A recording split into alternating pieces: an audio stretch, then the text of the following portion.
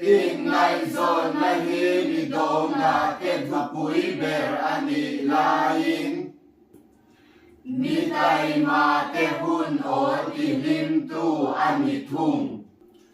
Mei che man le dam doi man bat dir chu. Huai sen amai khop mai. Chian phim khur lâu lệ nê mà phim khur nê chu. Ăn đầu ôm đà na in ang ren. Mi phim ken zan mulo vin smartphone an mut chua ka.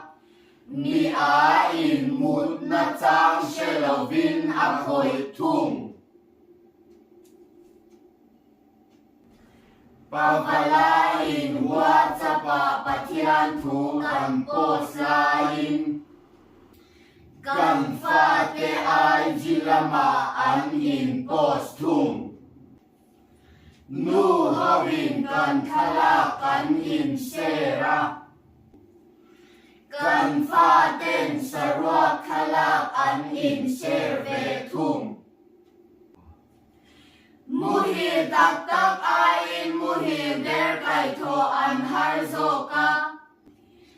Mel cha tak tak ain in di mel cha bula ashe zo. Mani setting teng lik aya.